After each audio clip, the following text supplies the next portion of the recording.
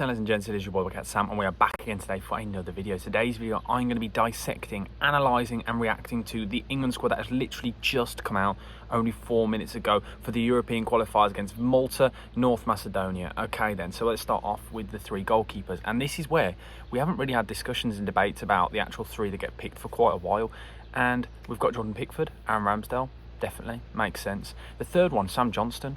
A bit of a shock decision, a lot of people may suggest, and a lot of people will be a bit like, whoa, what's going on there? But Sam Johnston's been really good at Palace under Roy Hodgson. Form-wise has been absolutely great, but it's the fact that there's no Pope. I get why Sam Johnston's in for a shout and in for a discussion, but no Pope is a big move. It's a big statement. I know there's always been a lot of questions and a lot of debates about Pope not being able to play out from the back. So in that essence, I kind of understand it, because if he's never going to fit the system, why send a player there?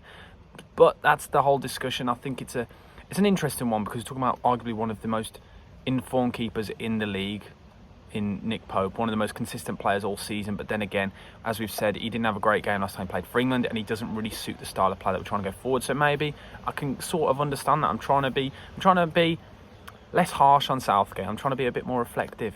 It's a new year, new me, you know what I mean? And now onto the defence. Trent Alexander-Arnold, who recently has been playing really well in this new inverted fullback situation. Lewis Dunk.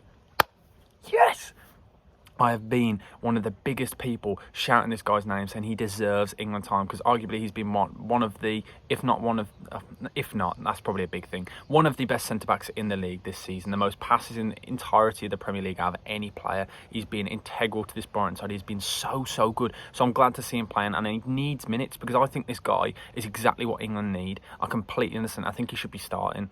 Next, got Maguire, who again, a great player. I really like him. I think he's brilliant. I think he's one of those players that can be on in the fringes of the squad. I wouldn't be a starter for me, but I think he's great. I think he's going to only get better as well over time, so I'm glad he's in the squad. Harry Maguire, no words to be said about that. It makes no sense why he's in the England squad. Do not get it. And this is where Southgate goes back on all of his things, when Southgate says, I'm only going to pick players, not because of their names and things. Well, it's purely because this bloke literally does not play, and when he plays, Man United have been poor. So I do not get that whatsoever, and it makes no sense. Tyrone Mings next. I completely understand why he's in the squad. I think he's been absolutely great, and he's a left-footed centre-back as well, which is a great thing. Under Unai Emery, he's been absolutely class. He's really improved, and a kind of player that I'm eating humble pie. I'll openly admit I got it wrong. He's been really good. Next, Luke Shaw.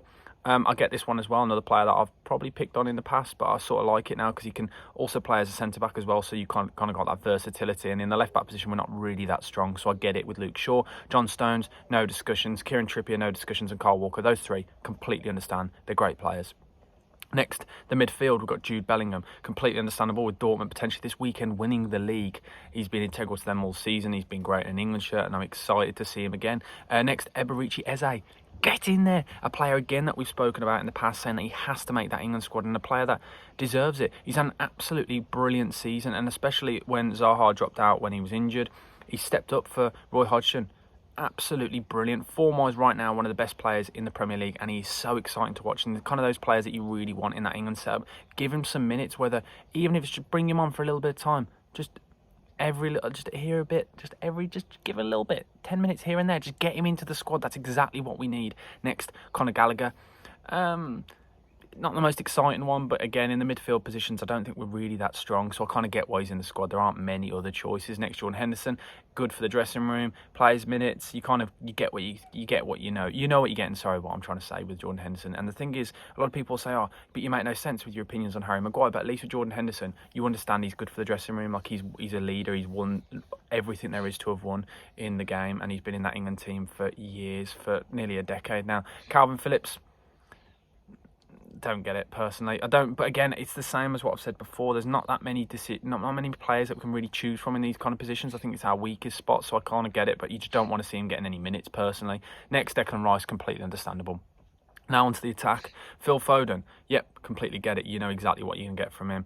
Just won the league with Man City. Yes, he's not been the main man for them this season, but you know exactly what you're going to get from him. Jack Grealish right now, wow. He's been absolutely amazing, so he has to start for me on that left-hand side. Harry Kane. If Haaland wasn't here, I think we'd be talking about a record-breaking season for Harry Kane, because the numbers he's been putting up this year and carrying that Tottenham side is crazy. So I'm glad to see him in there, and he's been great this season. James Maddison, completely understandable. Yes, he's been in a poor Leicester side, but overall he's had a very good season. He's been creating a lot of chances, and I'm glad to see him actually getting in the England side. And you want to see him have minutes, because we saw, I think it was against Italy, when he was actually when he was given minutes, and he created the most, I think it was most chances by any player in any game for England in God knows how long, which is great to see. So I completely understand why he's in there. Marcus Rashford, yeah, I know his form's dipped a bit, but overall he's had a very good season. Bukayo Saka, don't even need to discuss it. Everyone understands why Bukayo Saka's in. Same with Rashford, really. They both had great season. But then the biggest one for me is Callum Wilson. I am so glad he's in this squad. This guy has scored 18 goals in the league this season. It's crazy. And right now, in form, he's a joke. With Newcastle pushing on to get that Champions League, which they've got now, he has been one of the main men. Him and Isak, because there was one time when Isak started performing, we thought, there's no way that he can stay there. He's going to be the second choice striker, but instead, no. They work together. I really, really like him, and I think he's kind of one of those players that you want in the dressing room, because he's been there, done it, he's played at different levels, and he's just clinical, isn't he? You know exactly what you're going to get. And I think about that game in the World Cup just gone past, when he went clean through, and I think he squared it to Grealish. I think it was exact, if my memory's right there. But little things like that, that's the kind of thing you need in the dressing room. You kind of know the character. If you watch his podcast, you can kind of see what kind of character he is. He's probably very good for the dressing room. I really, really like him. But overall, this squad, I'm pretty happy with, I don't think there's many changes really I'd make. I think the only one really for me is the Harry Maguire and the Calvin Phillips, and maybe the Conor Gallagher. But I can't think those three players surely won't get any minutes whatsoever. And I think that's the grand scheme of things. You've got to look at it. And I know a lot of people will be calling for players like Ben White, but quite clearly something has gone on with Ben White, because he's been great and he got removed from the England squad, and we haven't really seen him feature since. So who knows what has gone on with that. Arguably he potentially could have been in this squad.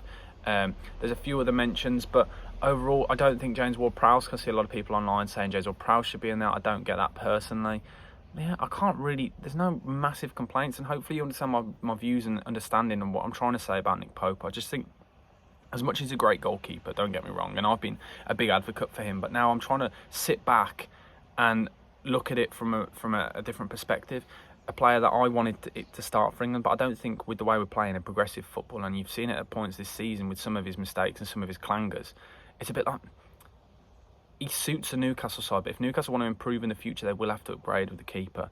And England, if we really want to progress and to win trophies, which we haven't done yet, I think it starts from the back.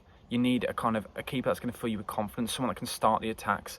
I just personally think Ramsdale and Johnston and Pickford are probably the three better keepers, and I can't believe I'm saying it because I'm an Albion fan, so I know a lot of Albion fans aren't a massive fan of Sam Johnson the way he left and went to Crystal Palace, but we've seen a massive turnaround in form. So those are my thoughts on the England squad. I'm pretty happy with it overall. I'd just say really Conor Gallagher, Phillips, and Harry Maguire are my three that I don't really get and don't really understand. But let me know down in the comment section below your thoughts on this squad, and it's going to be interesting to see who gets minutes, because you'd expect us to really do well in these two games. But yeah, let me know your thoughts down in the comment section below. Thank you for watching. Please like, comment and subscribe, and I'll see you guys very soon. Bucket Sam over and out. Thank you. Goodbye.